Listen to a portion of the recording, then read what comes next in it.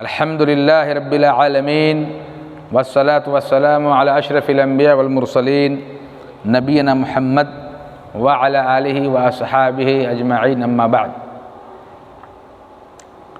عزیز طلباء، درس کا جو سلسلہ چل رہا ہے کتاب اصول الایمان فی ضوء الکتاب و سنہ، آج کے درس کا عنوان ہے التوسل، یعنی وسیلہ کی تعریف اور اس کے اقسام سے متعلق آج کے درس میں گفتگو ہوگی۔ التوسل ماخوذ من فی اللغت من الوسیلہ، یعنی توسل وسیلہ سے ماخوذ ہے۔ وسیلہ اور وسیلہ سین کے ساتھ، وسیلہ اور وسیلہ صاد کے ساتھ، دونوں کا قریب قریب ایک ہی معنی ہے، متقارب ہے۔ چنانچہ توسل مراد تک پہنچنے کو کہتے ہیں۔ ما یتقرب بہ الی الغیر، ما یتقرب بہ الی الغیر، یعنی مراد تک پہنچنے کو کہتے ہیں۔ اور شرعی اصطلاح میں توسل کہتے ہیں اللہ کی خوشنودی اور جنت تک پہنچنے کو، جائز کام کو کر کے اور حرام کام کو چھوڑ کر، یعنی جن چیزوں کو کرنے کا شریعت نے حکم دیا ہے اسے بجا لا کر، اور جن کاموں سے روکا ہے اس سے رک کر۔ قرآن میں وسیلہ کا معنی اور مفہوم۔ لفظ وسیلہ قرآن میں دو جگہوں پر آیا ہے۔ اللہ نے فرمایا یا ایھا الذین آمنوا، یا ایھا الذین آمنوا اتقوا اللہ وابتغوا الیہ الوسیلۃ وجاہدوا فی سبیلہ لعلکم تفلحون۔ اور دوسری جگہ اللہ نے فرمایا اولئک الذین یدعون یبتغون الی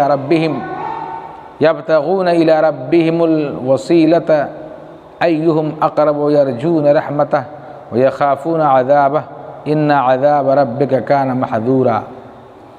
مذکورہ دونوں آیتوں میں وسیلہ سے مراد اللہ کا تقرب حاصل کرنا اپنے اس عمل سے جس سے اللہ راضی ہوتا ہے۔ چنانچہ حافظ ابن کثیر رحمۃ اللہ علیہ نے اپنی تفسیر میں پہلی آیت سے متعلق حضرت عبداللہ بن عباس رضی اللہ عنہما کا قول نقل کرتے ہوئے کہا کہ وسیلہ کا معنی تقرب ہے۔ اسی کے مثل قول مجاہد، ابو وائل اور حسن بصری اور عبداللہ بن کثیر وغیرہم سے نقل کی ہے۔ رہی بات دوسری آیت کی تو صحابی جلیل عبداللہ بن مسعود رضی اللہ تعالیٰ عنہ اس کی نزول کی مناسبت بیان کرتے ہوئے بتاتے ہیں کہ جس سے اس کے معنی کی وضاحت ہوتی ہے کہ یہ آیت عرب کی ایک جماعت سے متعلق نازل ہوئی جو جنوں کی ایک جماعت کی پوجا کرتے تھے۔ چنانچہ اس کے بعد جن اسلام لائے، وہ لوگ بھی جو جنوں کی عبادت کرتے تھے۔ اور یہ واضح بات ہے کہ وسیلہ سے مراد جن کے ذریعے اللہ کا تقرب حاصل کیا جائے، اعمال صالحہ اور عبادت کے ذریعے، جیسا کہ اللہ نے فرمایا یبتغون الی ربہم الوسیلہ، کہ وہ لوگ اپنے رب کی طرف وسیلہ تلاش کرتے ہیں۔ وسیلہ کی قسمیں، اقسام التوسل، وسیلہ کی قسمیں، وسیلہ کی دو قسمیں ہیں، مشروع وسیلہ اور غیر مشروع وسیلہ، یعنی جائز وسیلہ اور ناجائز وسیلہ۔ توسل مشروع وسیلہ، صحیح اور جائز وسیلہ کے ذریعے اللہ کا تقرب حاصل کرنا۔ توسل مشروع یعنی جائز وسیلہ صحیح اور جائز وسیلہ کے ذریعے اللہ کا تقرب حاصل کرنا کہلاتا ہے۔ والتوسل مشروع یعنی جائز وسیلہ کی تین قسمیں ہیں۔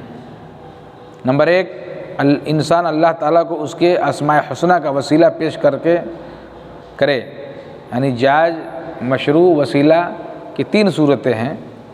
نمبر ایک، انسان اللہ تعالیٰ کو اس کے اسماء حسنہ کا وسیلہ پیش کرے، مثلا اپنی دعاؤں میں کہ یا اللہ تجھے تیری رحمت کا واسطہ ہمارے حال پر رحم فرما، جیسا کہ اللہ نے فرمایا وَلِلَّهِ اسْمَاءُ الْحُسْنَى فَادْعُوهُ بِهَا، اللہ تعالیٰ کے بہت اچھے اچھے نام ہیں، اس سے ان ناموں کے ساتھ دعا کیا کرو۔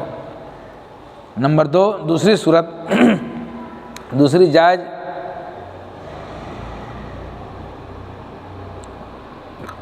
وسیلہ کی یہ ہے، دوسری جائز شکل، دوسری جائز صورت وسیلہ کی یہ ہے کہ اللہ تعالیٰ کو اپنے نیک اعمال کا وسیلہ پیش کیا جائے، جیسا کہ اللہ نے فرمایا الذین یقولون ربنا اننا آمنا فاغفر لنا ذنوبنا وقنا عذاب النار، وہ لوگ کہتے ہیں اے ہمارے رب ہم ایمان لے آئے، لہٰذا ہمارے گناہ معاف کر دے اور ہمیں جہنم کے عذاب سے بچا لے۔ اور اللہ نے فرمایا ربنا آمنا بما انزلت واتبعنا الرسول فاکتبنا مع الشاہدین، اے ہمارے رب ہم تیری نازل کردہ وحی پر ایمان لائے اور تیرے رسول کی پیروی کی، لہذا ہمارا نام بھی تصدیق کرنے والوں میں شامل فرما دے۔ اسی ضمن میں اصحاب غار کا واقعہ ہے جنہوں نے مصیبت میں اللہ تعالیٰ کو اپنے اپنے نیک اعمال کا وسیلہ پیش کیا تھا اور ان کی پریشانی دور ہو گئی تھی۔ عبداللہ بن عمر رضی اللہ تعالیٰ عنہما سے مروی ہے کہ انہوں نے کہا میں نے رسول اللہ صلی اللہ علیہ وسلم کو فرماتے ہوئے سنا کہ 3 آدمی پیدل جا رہے تھے، سفر کر رہے تھے کہ انہیں بارش نے آ لیا، یعنی بارش کی وجہ سے بارش آ گئی تو ان لوگوں نے پہاڑ میں ایک غار کی پناہ لی، بارش سے بچنے کے لیے پہاڑ کی غار میں چھپ گئے۔ اچانک ان کے غار کے منہ پر پہاڑ سے چٹان آ کر گری اور ان کے اوپر آ کر انہیں ڈھانک دیا، یعنی غار کا منہ بند ہو گیا۔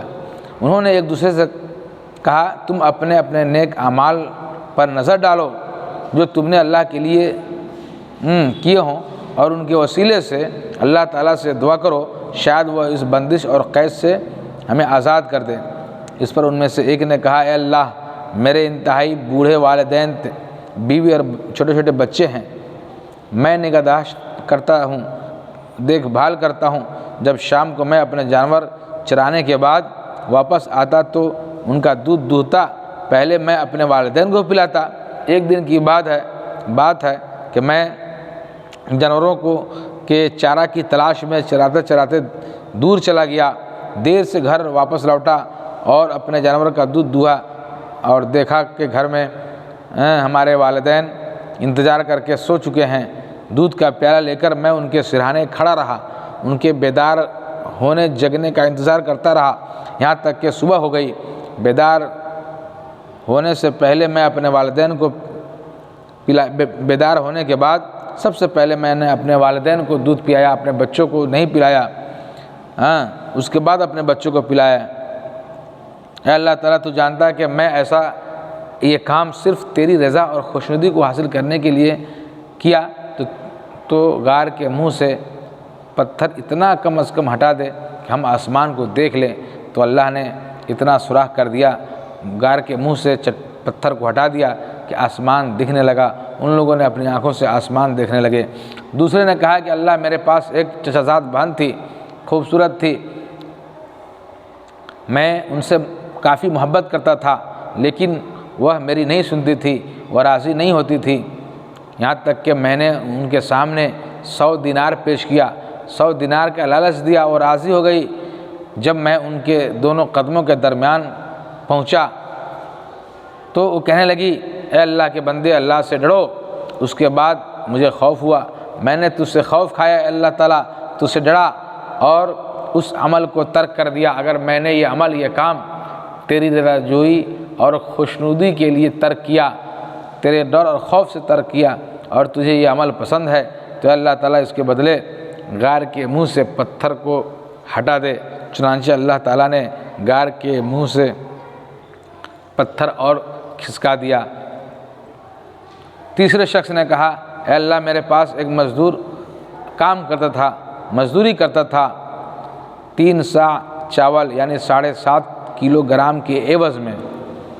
جب وہ کام کر لیا اور میں نے ان کے سامنے اس کی مزدوری پیش کی تو انہوں نے کام کرنے کے بعد اسے کم بتا کر چھوڑ دیا۔ انہوں نے کہا کہ یہ کم ہے میرے لیے، 3 سا یہ چاول میرے مزدوری کے حساب سے عمل اور کام کے حساب سے کم ہے، یہ کہہ کر انہوں نے چھوڑ دیا۔ میں نے اس کی اس مزدوری کو امانت سمجھتے ہوئے میں نے اس کو بڑھایا، اس سے جانور خریدا، گائے خریدا، پھر اس سے بڑھایا، بڑھاتے بڑھاتے اس کو دیکھ ریکھ کرنے کے لیے پھر ایک نوکر رکھا، اور اس طرح سے اس کی مزدوری، اس کا مال بڑھ کر ریوڑ کی شکل میں اس کی تعداد بڑھ گئی۔ ایک دن وہ مزدور آیا اپنی مزدوری کا مطالبہ کرنے، تو میں نے کہا کہ یہ جو دیکھ رہے ہو جانور یہ سب تمہارے ہیں، یہ غلام تمہارے ہیں۔ تو انہوں نے کہا کہ آپ میرے ساتھ مذاق کیوں کر رہے ہیں؟ تو انہوں نے کہا کہ نہیں، یہ صحیح ہے، یہ تمہاری چھوڑی ہوئی مزدوری ہے، ان سب کو لے جاؤ۔ انہوں نے ساری چیزوں کو لے گیا۔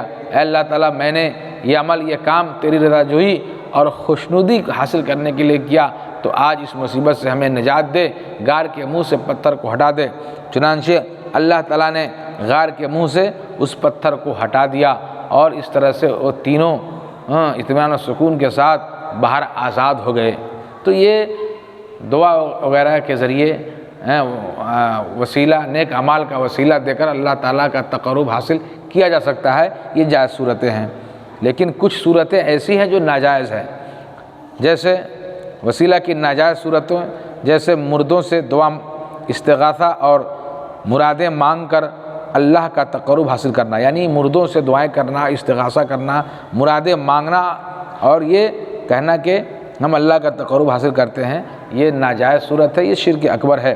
اسی طرح سے قبروں، قبوں، مزاروں پر پختہ عمارتیں بنانا، ان پر عبادت جیسے دیگر اعمال کو انجام دے کر اللہ تعالیٰ کا تقرب حاصل کرنا، یہ بھی ناجائز صورت ہے۔